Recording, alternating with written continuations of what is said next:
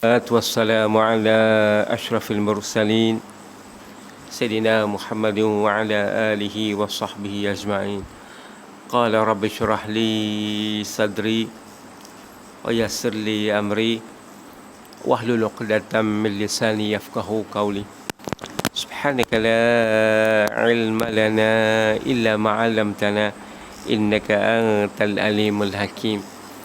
اللهم لا سهل إلا ما جعلته سهلا وأنت جنازة شئت سهلا. Yang saya hormati Tuan Pengerusi, Timbalan Pengerusi, Tuan Imam, Tuan Bilal, Tuan-Tuan AJK Pentadbiran Surau, dan seterusnya kepada tuan-tuan hadirin yang dirahmati Allah sekalian. Alhamdulillah, nah, di sebalik kepayahan, di sebalik kesusahan yang kita hadapi ni, dengan pandemik coronavirus 19, Allah bagi peluang juga kepada kita. Sama-sama kita dapat bertemu dalam majlis ilmu ni. Allahu Akbar. Syukur kepada Allah. Apalagi hujan lagi di pagi ni. Memang pergerakan bila hujan ni agak lembat sikit pergerakan. Kalau kau lupa jam dah, kalau hujan jam. Kita di kampung ni pergerakan kita bila hujan lain sikit. Tapi orang beriman tak ada masalah, tetap orang beriman tetap jadual dia, tak ada masalah, tak diganggu oleh hujan, tak ada. Allah inilah kita doa supaya Allah jadikan kita macam inilah. Mana kita masa kita orang beriman ni tak ada masalah. Itulah masya-Allah. Hujan lebat, kalau banjir pun pakai perahu boleh datang, kerana dia ikhlas dengan Allah. Dia tak ada Allah, tak ada masalah. Tak ada bila hujan terganggu, tak boleh datang surau dah orang beriman. Allahu Akbar. Inilah tuan-tuan Jadi tuan-tuan, itulah di pagi ni insya-Allah kita tengok sikit bab ilmu, kelebihan ilmu. Kita tengok kelebihan ilmu yang ditulis oleh kitab Said Alawi As-Saqaf. Bagaimana dia cerita tentang ilmu. Tajuk mula-mula sekali, iaitu kelebihan ilmu. Kata dia, ilmu adalah semulia-mulia permata. Allah. Mana ilmu ni semulia-mulia permata. Bila dinilai dengan permata ni memang maha. Kalau permata ni, kalau zamrud Rusia hijau. Hijau. Kita letak dalam gelas, hijau gelas. Maha. Permata. Dan kalau permata Iran, kita tengok warna macam biru gitu dah. Biru. Itu orang Iran. Dan juga kita pun ada permata, permata mutiara di Sabah, maha, mutiara pun maha. Nak ceritanya ilmu ni maha, bukan satu benda yang murah. Sebab tu ilmu ni dinilai dengan permata. Syekh Alawi dinilai dengan permata. Mana orang ni bila ada ilmu, seorang tu dia bawa ilmu, memang mulia. Kalau dia bawa sekadar di kampung, jadi lebay kampung. Lama-lama naik tarah, jadi Tok Imam. Lama-lama jadi juru nikah. Ikutlah. Kalau dia sekadar maktab perguruan, sekadar cikgu, ilmu. Kalau kok pondok pula, orang belajar kitab, baca kitab fiqh ikna, kitab fiqh, kitab Mukhtasar Khalil, kitab fiqh yang lain, fiqh sunnah dan sebagainya. Dia jadi tuan guru. Masya Allah. Itu nak cerita ilmu. bernilainya ilmu ni. Sebab tu tuan-tuan, kita ni kalau hidup tak ada ilmu, tak jadi, tak ada. Macam kayu buruk, tak ada ilmu. Lepas tu kita kena ada ilmu. Sebab itulah Allahu Akbar. Nah, subhanallah. Nak cerita bahawa kemuliaan ilmu ni sangat ketara. Mempunyai kelebihan yang tidak terhingga. Ada kelebihan yang tak terhingga ilmu ni. Dia bila ada ilmu, dia macam ada satu guidance kita dia. Membimbing kita. Tak kira lah kita kerja apa-apa, ilmu dia bimbing kita. Dia bimbing. Sama pula kita beribadat. Kita ibadat, kita rasa sedap ibadat kita. Sedap. Kita rasa nyaman. Kita kadang-kadang kita bawa orang. Kita jadi imam. Kita jadi imam. Jadi imam ni bukan senang. Jadi imam ni tanggungjawab besar. Jadi bila kita solat dengan orang duduk belakang kita, kita tanggung habis. Kesalahan makmum tu bagaimana, kita tanggung habis, naik atas kepala kita semua. Kita pula kalau bawa tak betul, berat. Nak bawa orang ni, makmum ni bukan senang. Sebab itulah bila kita ada ilmu, kita akan terasa puas hati, satisfy dia, puas kita bawa. Sebab kita yang akan present ibadat, orang dah ikut kita ni, kita akan bangtang di hadapan Allah. Sebab tu imam besar tanggungjawab. Sangat besar. Pahala pun banyak. Sebab tu tuan-tuan, kita nak bercakap bab ilmu ni, nak cerita Allah bahawa ilmu ni kelebihan dia tak terhingga. Saya pernah tengok seorang, dia tolak isteri dia. Tolak isteri dia jenis panah barang. Tolak isteri. Pasal nak marah sikit, tolak isteri. Isteri kata, bang, kita ni dah banyak kali tolak dah bang ni. Berapa dah bang tolak ni, kita ni dah tak boleh hidup sekali dah ni. Oh, dia kata, tak lagi. Dia kata, tak lebih pada 3 lagi, tak cukup 3 lagi ni. Tak lagi. Dia tak ingat. Dia tolak, dia tak ingat.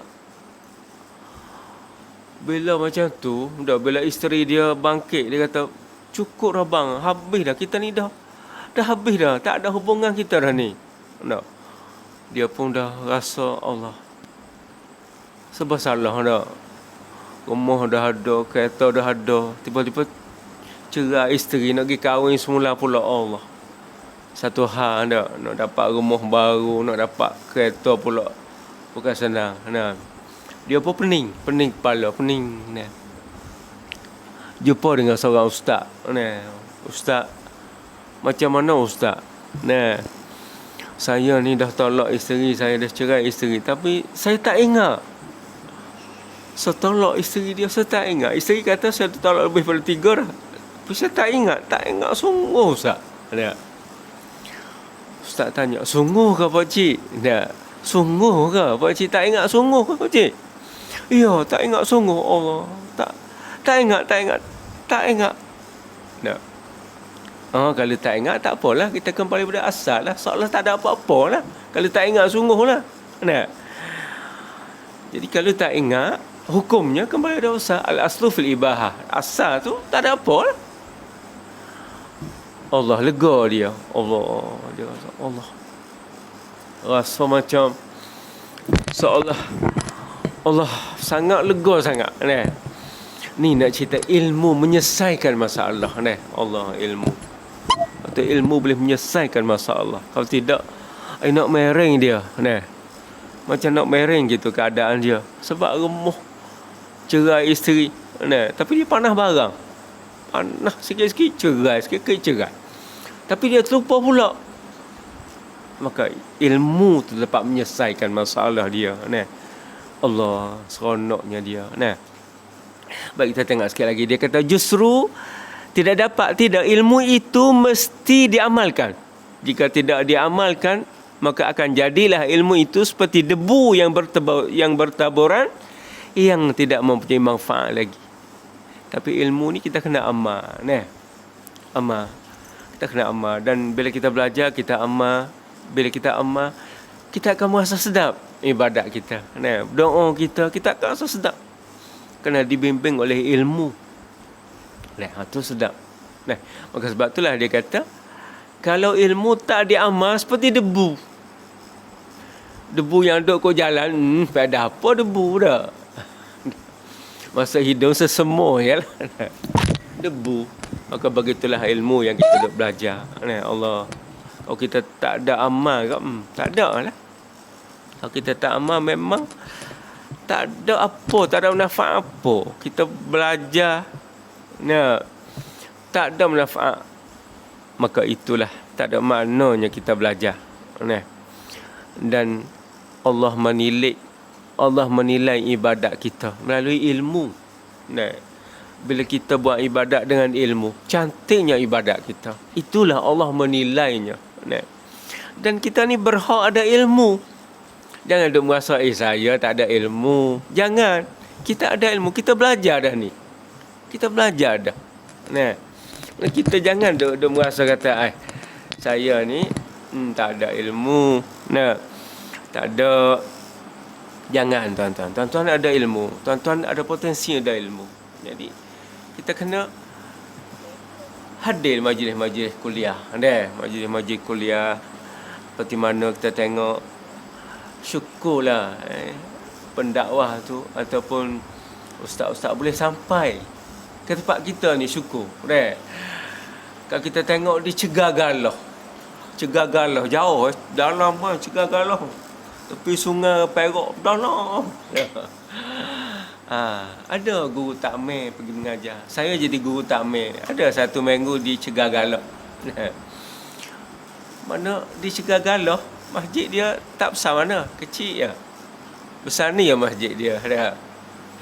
Tapi dia, Masya Allah, dia cuba menyusun jadual ilmu tu, Masya Allah. Sehingga ramai, orang perempuan pun ramai datang belajar. Orang perempuan sebelah, lelaki sebelah, ramai dan mengajar, belajar. Jadi itulah dia mempunyai satu roh ibadat. Daripada kuliah, datang kuliah, di situlah datangnya solat Jumaat. Ramai solat Jumaat. Alhamdulillah lah kita ni, alhamdulillah surau kita ni adanya majlis ilmu, masya-Allah. Dan majlis ilmu ni kita istilahkan dengan banyak kita punya alhamdulillah, dengan kita punya ilmu-ilmu banyak.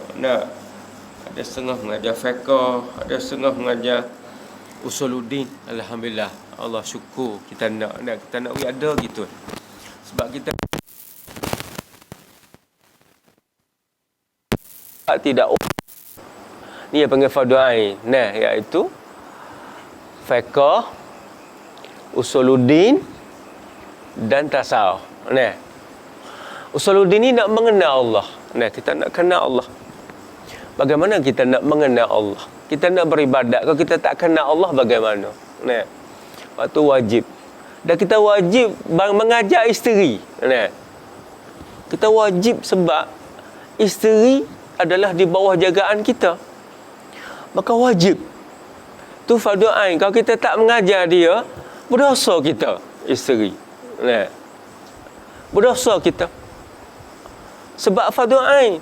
Dalam Islam ni ada fardu ain dengan fardu kifayah. Fardu ain ni setiap orang kena belajar. Mana suami belajar dah kat masjid, balik mengajar isteri kat rumah. Tu tanggungjawab. Berdosa. Kalau tidak berdosa, ditanya oleh Allah. Kalau kita tak mengajar, suruh isteri pergi belajar. Suruh isteri pergi belajar kat masjid, kat mana. Jangan duk biar dapur, duk masak ikan bawah, tak jadi. Tak menjadi kita seorang duk belajar. Kadang-kadang kita duk berasa, kita ni cikgu dah. Tapi bidang bahasa Inggeris nak pandai apa, agama tak pandai. Ya bukan fardu ain, Inggeris fardu kifayah. Jangan duk biar isteri duk Allah. Kesian isteri. Dia pun nak ilmu juga. Nak ilmu juga. Dia nak ibadat. Perlu ilmu juga. Dia pun nak. Sebab Allah bagi sama ya. Kita dengan perempuan sama. Kita masuk syurga Firdaus, dia pun boleh masuk syurga Firdaus. Bukan kata retina ni rendah sikit pangkat. Tak boleh masuk syurga Firdaus dak. Nah, sama dengan kita. Sebab tu kita kena didik. Tak boleh. Tu ilmu wajib. Usuluddin kena tahu. Main dengan hari-hari kuduk pakai channel TV3, TV7. Hei, tak jadi. Alah, perak isteri agung ni salah. Duk biar kuduk balik daging ham masak waktu jam. Nyanyo kat isteri. Isteri tak tahu kata dia nyanyo. Kita tahu kata dia nyanyo. Dia tak sedar. Sebab tu suruh tuan-tuan. Kita tak cukup dengan kita. Tak cukup dengan kita. Suruh isteri belajar. Tak kira lah. Kalau rasa tak suruh, kita boleh mengajar sendiri. Baru kita lepas dengan Allah. Kalau kita rasa tak boleh mengajar, kita suruh pergi belajar. Kalau tidak, dia fardu ain. Kita kena tahu tentang Allah. Bagaimana Allah. Sifat Allah kena tahu. Lepas pula, fiqh pula bagaimana. Orang perempuan, fiqh dia payah. Fiqhun nisa. Haid dia. Bagaimana haid. Bagaimana pula kalau tak cukup tempoh haid. Macam mana pula datang darah hitam. Fiqh dia memang payah. Orang perempuan. Sebab tu dia ada satu subjek. Nama fiqhun nisa. Fiqh orang perempuan. Sebab tu tuan-tuan. Bukan senang tuan-tuan. Kena bawa.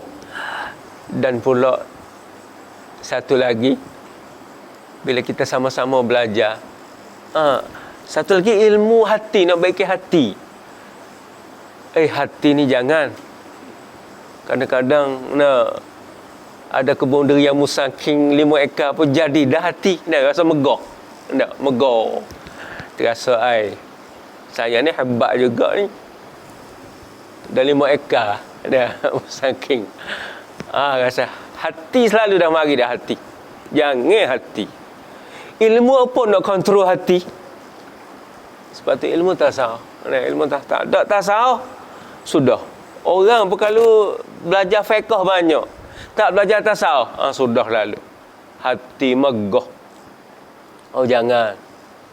Sebab tu nak baiki hati, sebab tu kena ada tasawuf. Supaya hati tu dibaiki hati kita. Kalau tak tasawuf, habis. Hati jangan. Ni kadang-kadang kita datang ibadat ni, kadang-kadang hati mari juga ni. Hebat saya ni. Boleh mari duduk semayang 5 waktu, orang lain mana mari. Hati. Jangan. Penyakit hati ni banyak. Hasad deki. Tengok harta orang nampak lebih sikit. Hati mari lalu. Sifat deki. Kadang-kadang tengok orang ada pangkat ada kereta, beli kereta pula banyak. Beli kereta berdeki hati. Ni nak baiki penyakit hati ni. Allah. Payah tuan-tuan. Sebab tu kena tasawuf. Kena tasawuf. Dan satu lagi, kadang-kadang dengan sebab kita ada harta ni, boleh jadi kita megah. Kita merasa kita Allahu Akbar. 3 ni. Lepas tu kita kena mengajar isteri 3 ni. Kalau kita tak mampu mengajar, nak elok daripada tutupkan kita dengan Allah, kita suruh pergi Masjid Ridwaniyah ya. Pergi mana-mana ada program ikut.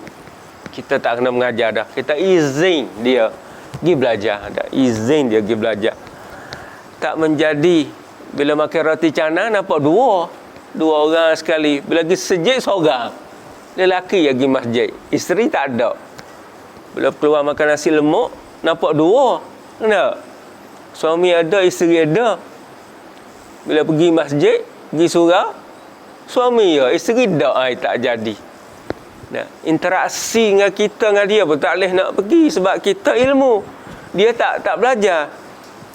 Kita jadi ngam. Sebab itulah makanan roh tu ilmu. Makanan roh kita bagi dia makanan roh.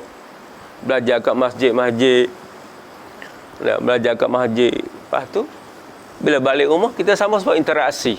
Sama-sama ada ilmu. Sedap ilmu agama. Lagi sedap. Tapi kalau kita seorang yang duduk belajar, kita belajar isteri tak? Tak jadi. Lepas tu tuan-tuan, saya pun sama juga tuan-tuan. Tak, saya pun sama juga. Saya pun banyak hantar isteri saya ke Masjid Ridwaniyah juga. Sebab itulah, sebab tak ada nak mengajar, tak ada. Nah, tak ada. Penuh mengajar sekali dah. Oh, letih dah mengajar masjid, balik mengajar isteri pula. Tak agak dah. Kata Masjid Ridwaniyah, pergi belajarlah. Pergilah. Tak, kalau tidak kita dituntut oleh Allah. Dan kita pun nak dari segi penjagaan wanita, kita kena bagi hak-hak dia banyak. Ilmu. Tak, ilmu tu penting sekali. Supaya dia boleh buat ibadat dengan elok. Kau duk pak isteri kadang-kadang bukan rajin, malah. Orang perempuan je malah. Dia suka duduk depan TV, duduk tengok TV. Dah. Channel tu channel ni. Ada setengah tu suka tengok drama. Allah. Lepas TV 3, TV 7. Lepas TV 7, TV 1. Duduk pusing channel. Hari-hari, tak ada pedah hidup tak ada ni. Tak ada lah, tak ada makna. Tak ada sungguh, tak ada pedah sungguh. Nak. Lepas tu masak. Suami makan. Basuh-basuh pinggan. Channel pula. 7 channel. Masak. Imbil anak. Lepas tu besar lah sikit tu pergi ke Kuala. Tengok gandung-gandung buat boleh. Tak jadi. Tak jadi hidup. Tengok, baca ilmu ni. Baca. Tengok. Apanya Allah kata. Apa Rasul kata. Apa. Baca buku. Itulah barulah kita selamat. Kalau tidak, tuan-tuan, ilmu tidak ubah seperti pokok kayu. Allahu Akbar. Ada kata Syekh Alawi. Ilmu tidak ubah seperti pokok kayu. Manakala ibadat pula umpama buahan dari pokok itu. Ilmu tak ubah seperti pokok kayu. Pokok kayu. Kenapa dibandingkan pokok kayu? Kerana nak ada buah, ada pokok dulu. Buah yang elok hasil daripada pokok elok. Kalau pokok elok, barulah buah elok. Tengok durian Tuan Haji. Durian orang panggil durian apa dah? Durian Holland Durian apa ya? Yang Belanda. Tengok pokok yang atas tu hijau dah. Buah elok. Tapi kalau ke bawah tu kurang sikit. Buahnya kecil-kecil. Sebab tu nilai kita ni duduk pada ilmu. Bila ilmu kita elok, ibadat kita akan jadi comel ibadat kita. Dan comel ibadat hak tu yang kita nak. Hak tu lah kita mengharap. Akhirat kita ibadat comel tu. Main buat ibadat ala kadar. Jangan. Kalau buat ibadat jangan main ala kadar. Buat comel sungguh. Jangan. Ni kadang-kadang solat fardu maulid comel. Tu pun ada email. Ikut email. Kalau semai sore nyewak setengah minit Zuhur. Zuhur setengah minit. Ada setengah tu setengah minit. Express. Lepas tu ikut sejadah lalu. Jangan tuan-tuan. Kalau nak ibadat, buat molek. Itulah yang kita nak guna, nak pakai di akhirat esok. Kadang-kadang fardu salat molek. Sunat ke, Allah, popah. Molek, jangan ibadat, jangan. Kita buat sekali ya. Subuh tadi, lepas dah, tak ada dah subuh ni, tak ada dah. Nak bagi tak boleh dah.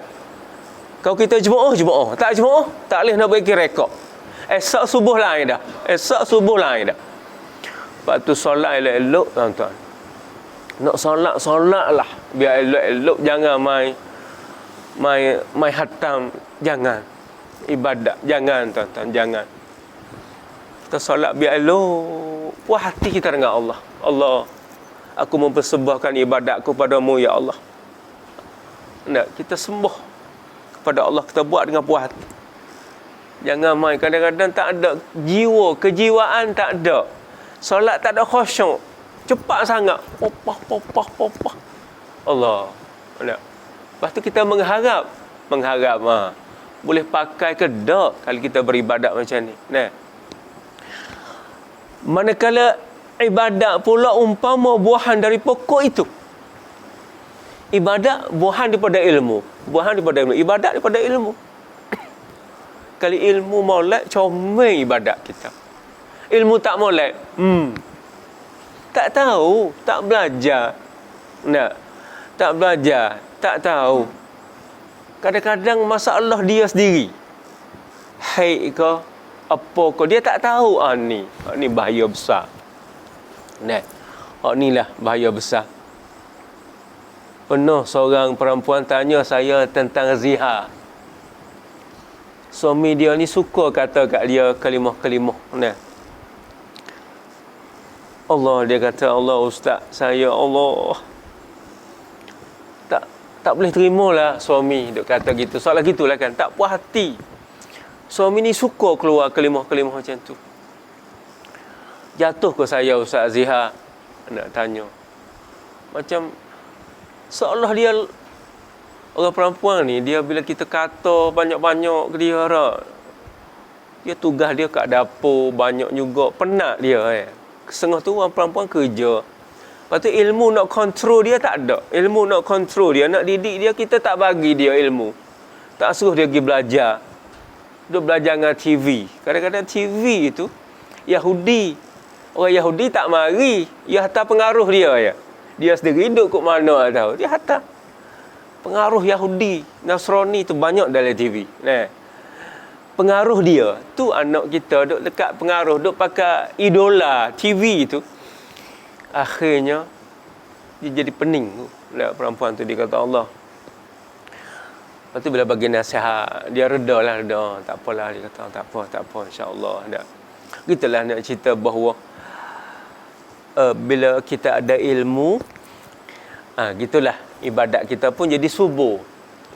Tapi kalau ibadat tak ada ilmu, kita jadi tak confident.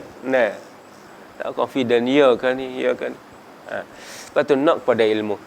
Pokok lebih mulia dari buah sebab ia adalah asal dan terdahulu daripada buah. Pokok lebih mulia daripada buah sebab apa? Dia asal. Pokok tu asal. Nak ada buah, adalah pokok dulu. Kena ada pokok dulu. Tak boleh jadi macam Singapura dah. Singapura tak ada pokok, ada buah ya Singapura. Macam di Terengganu dulu saya masa tu mengajar kuza. Orang Singapura mari. Orang Singapura mari tengok pokok durian. Takak gambar. Kenapa tuan tanya? Oh, di Singapura tak ada ni. Tak ada. Pokok durian tak ada di Singapura. Takak gambar, oh macam ni buahnya dah. Oh ya, kita duk makan buah durian. Dia duk makan buah durian tapi tak ada pokok. Ada pokok. Masya-Allah ada. Jadi takak gambar habis-habisan. Takak, oh batang yang gini ni. Barangkali orang Singapura yang tak pernah datang ke Johor kot tak. Singapura yang pure, Singapura sungguh tu dah. Tak pernah datang. Tu dia. Sebab tu tuan-tuan nak cerita bahawa pokok adalah mulia daripada buah. Tapi manfaatnya di buah. Ada. Pokok kalau tak buah tak ada manfaat. Tak. Ilmu kalau tak menjadikan ibadat tak ada manfaat. Sebab tu buah manfaat satu pokok tu buah. Kalau pokok yang tak buah tak ada manfaat. Pokok jering tak buah tebang lah buat apa dah. Pernah belajar di sekolah menengah dulu dah. Cikgu mengajar, cikgu kata al-ilmu bila samarin kasyajari bila samarin. Cikgu mengajar dia. Bukan cikgu dah ustaz.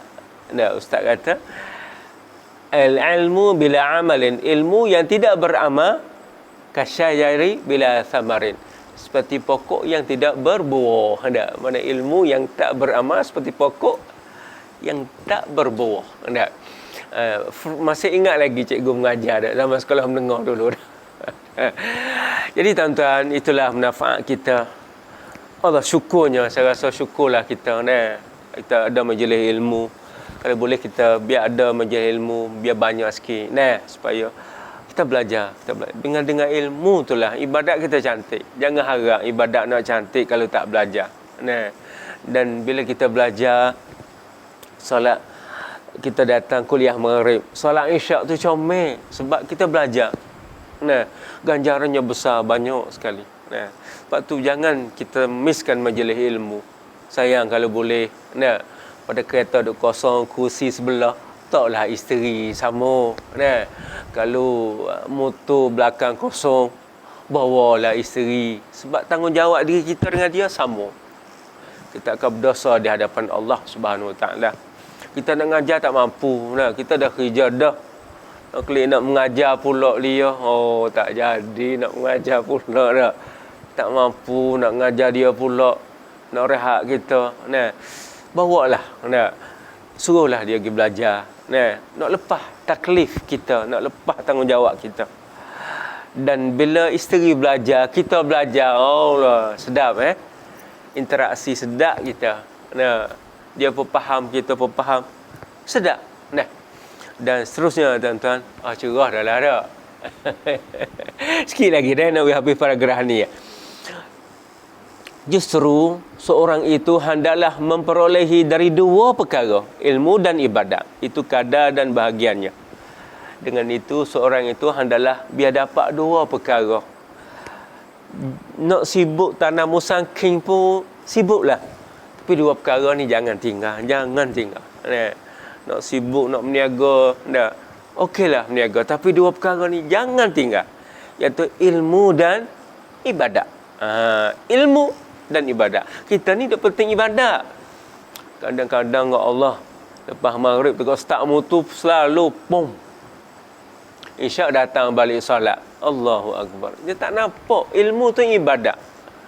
Ilmu tu dia ibadat hati. Yang kita ada ibadat solat tu ibadat anggota kita. Nah, penting dua perkara ni, jangan kita pisah. Penting ilmu dan ibadat. Lepas tu bila kita masuk masjid ada kuliah maghrib, kita pun tak sibuk mana, duduk dalam majlis ilmu sekejap, dengar. Besar majlis ilmu ni. Nah, lepas tu kita jangan pisah dua perkara ni, ilmu dan ibadat. Ilmu dah pembimbing kita, ibadat makmum. Nah, ibadat tu makmum kita. Ilmu itu iman. Iman yang duduk depan, makmum duduk di belakang. Nah, duduk belakang. Dan kita malah seorang itu hendaklah memiliki 4 perkara. Malah memiliki. Kata Syekh Alawi ni kena memiliki 4 perkara. Nah, tadi ilmu dan ibadat, tambah lagi 2 perkara lagi. Memang pasti kena ada. Nah, ilmu, yang kedua ibadat, yang ketiga kena ikhlas. Dan yang terakhir takwa kepada Allah Subhanahu Taala. Kita dah ada ilmu, kita amalkan dengan ilmu kita. Ni amalkan dengan ilmu. Kita buat dengan ilmu. Saya tuan-tuan, saya sangat bermanfaat dengan radio iKim. Radio iKim ni saya beli radio, saya letak dalam bilik saya. Saya dengar radio iKim. Memang Allah, ilmu betul ilmu sungguh. Ilmu. Dan iKim memang dia ambil orang mengajar tu, orang pandai betul, orang tak pandai tak. Ilmu. Dan membantu kita bangun tahajud. Bantu kita. Bila kita nak tidur, radio kita pasang radio dah. Pasang radio. Bila kita penat tu kita tidur. Kita tak dengar apa dah. Walaupun radio tu on kita pun tak dengar apa. Tapi bila kita dah cukup rehat, kita sedar. Kita dengar radio. Radio bila kita dah cukup rehat, kita boleh dengar radio. Oh, disitulah kita boleh bangun salat tahajud malam dah. Allah, Masya Allah sungguh. Jadi tuan-tuan nak cerita bahawa Selain pada ilmu dan ibadat, kita kena ikhlas kepada Allah. Ni. Kalau kita tak ada ikhlas, tak ada. Tak adalah ibadat ni. Tak kira lah kita kerja surau pun. Kita datang kat surau, kita buat urusan apa-apa, kalau tak ada ikhlas, tak ada.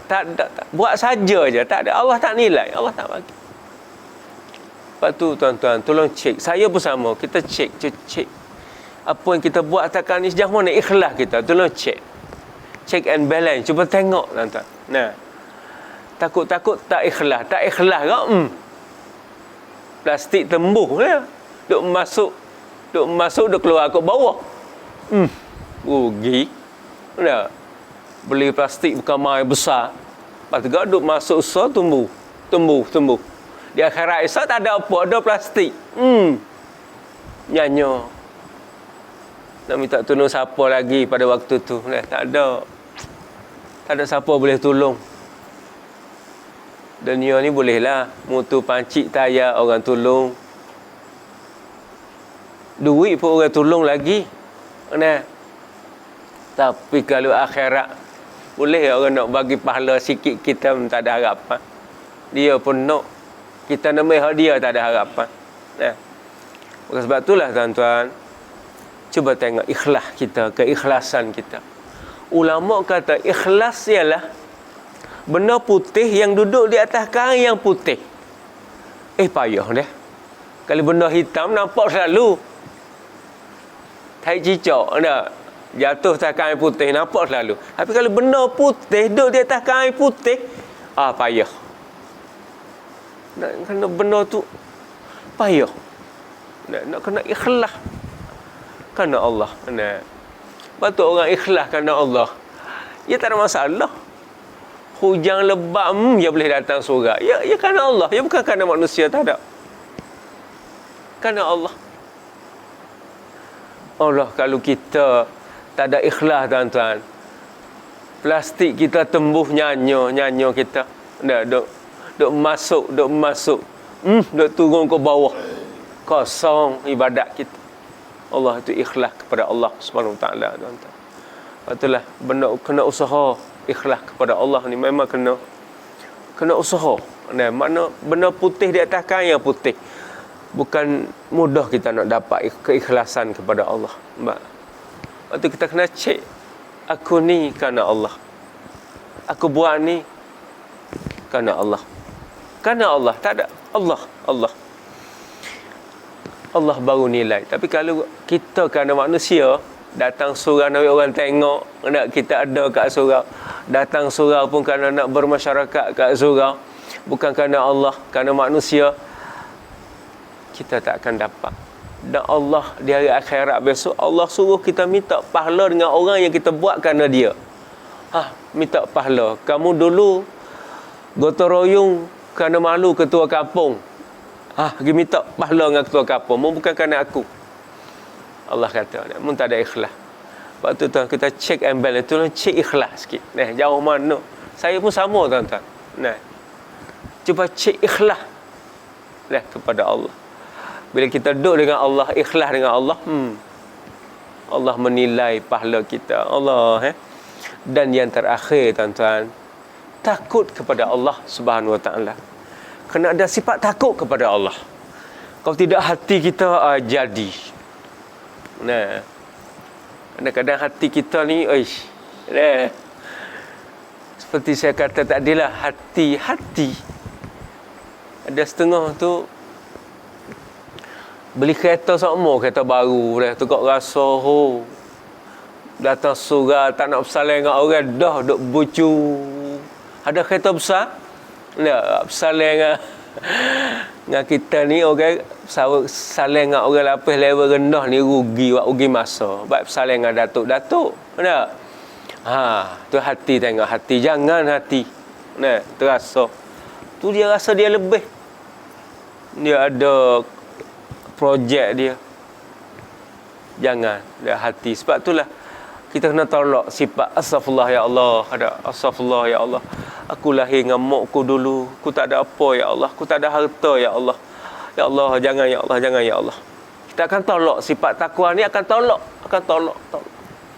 Jadi kadang-kadang mari duit banyak sikit duit banyak sikit, berasa hebat tak? Berasa Allah hebat saya ni Allah beli kereta baru sokmo, kebun musaking pun bereka-eka. Allah hebat, tak ada orang lain dah. Kita nak tolak, astagfirullah ya Allah, astagfirullah. Aku lahir dulu tak ada apa ya Allah. Kadang-kadang dengan ilmu, dengan pangkat pun jadi, terasa Allah hebat dengan pangkat. Jadi dengan pangkat pun apalagi kalau pangkat tu tinggi-tinggi sikit nampak selalu dah hati tu. Sebab tu Allah, astagfirullah ya Allah, aku lahir pada mak aku dulu ni tak ada apa ya Allah, aku tak ada ilmu ya Allah, aku lahir kosongnya ya Allah. Jangan ya Allah. Selalu kita kena tolak sifat-sifat. Kalau tidak hati, naik hati. Allahu Akbar, hati. Saya teringat kepada seorang itu waktu saya belajar di Sudan dulu, tuan-tuan. Ada seorang, dia jadi pensyarah, pensyarah yang ada dekan, dekan yang akan sign urusan-urusan. Dan dia nak pergi sambung belajar. Dia ada master, nak pergi sambung belajar PhD di luar negara, minta. Boh dia tak sign. Tak usah datang, aku tak sign. Kamu tak tunjuk muka kat sini, tak usah tunjuk, aku tak sign mu. Boh dia. Jangan. Aku tak sign. Bagaimanapun, aku tak sign. Aku tak sign. Kawan ni pergi pula. Lepas hotel tu pergi pula. Tuan, tolonglah saya nak pergi belajar. No. Aku tak nak mu. Jangan tunjuk muka mu lagi. Aku tak nak muka mu lagi. No. Sedih dia. Sedih sungguh orang Sudan tu. Sedih. Dia pergi lagi pula. Pergi lagi marah, kata teruk lah pergi yang terakhir. Kamu jangan tunjuk lagi kat sini. Aku tak nak tengok mu lagi. Bukan setakat aku tak nak sign, aku tak nak tengok mu. Jangan datang sini. Jangan datang office lagi. Aku tak nak. Akhir dia katakan, demi Allah. Saya bersumpah dengan Allah. InsyaAllah satu hari Tuhan akan sign juga ni. Borang saya ni pasti Tuhan akan sign. Saya serah kepada Allah. Saya nak balik nak minta dengan Allah. Saya nak berurusan dengan Allah. Saya nak tak berurusan dengan Tuhan lagi, nak urusan dengan Allah. Dan saya yakin Tuhan akan sign satu hari. Keluar air mata sedih. Sedih dia keluar balik sedih. Nanti dia mengajar seperti biasa, mengajar. Pada satu ketika, datang satu ketika tu, dia suruh kerani dia pergi panggil orang ni. Pergi panggil orang yang suruh sign ni. Panggil. Mari. Mana win awraka. Wakai. Mana kata aku nak sign, mai. Mana ada berapa mai aku nak sign semua, mai. Tengok tuan-tuan, kerja Allah. Boleh jadi ke gitu tuan-tuan? Pada mula tu nak tengok muka pun tak boleh. Halau. Tengok Allah ubah hati dia. Allah ubah hati. Allah ubah. Mari. Ada berapa aku nak sign semua, mari. Bagi je, bagi. Allah tuan-tuan. Sebab itulah Allah Sebab tu kita jangan kita megah megah hati kita. Allah Tapi ramai hamba Allah. Kalau kita tengok di KL ni, bila orang azan buat keluarkan sarung. Keluarkan sarung pergi semayang. Boh sekali. Boh besar. Pakai sarung, pakai baju. Rupanya boh besar, bukan orang biasa. Boh besar. Tu naik pangkat kerja berkat. hati dia dengan Allah dia. Tapi kalau yang sombong, lama naik pangkat dan pula sombong dia teruk. Tapi bila Allah mengubah hati. Jadi tuan-tuan nampaknya ada lewat sangat dah matahari pada keluar. Di mungkin kita setakat ini dah, kita akan sambung lagi tuan-tuan Kalau tuan-tuan tolong boleh ingat, seorang hamba itu hendaklah mengetahui kita berti paragraf tu Seorang hamba itu hendaklah mengetahui terlebih dahulu jalan untuk menuju ke mana-mana destinasi. Tahu jalan. Orang ada ilmu yang tahu jalan dia nak pergi, destinasi dia. Tak ada ilmu, sesat. InsyaAllah kita setakat ini dulu. Kita akhiri dengan, kok ada soalan ke? Kok ada soalan ke nak kongsi ke, nak tanya ke? Tak ada setakat ini. Auzubillahi minasyaitanirrajim. Bismillahirrahmanirrahim. Allahumma zidna ilma wa fahma warzuqna uluman nafi'ah. Allahumma rzuqna lisanan zakiran wa qalban khashi'an. Allahumma inna na'udzubika minal baras wal junun wal juzam wa min sayyi'il asqam. Allahumma inna nas'aluka husnal khatimah. Allahumma rzuqna taubatan nasuha qabla al-maut.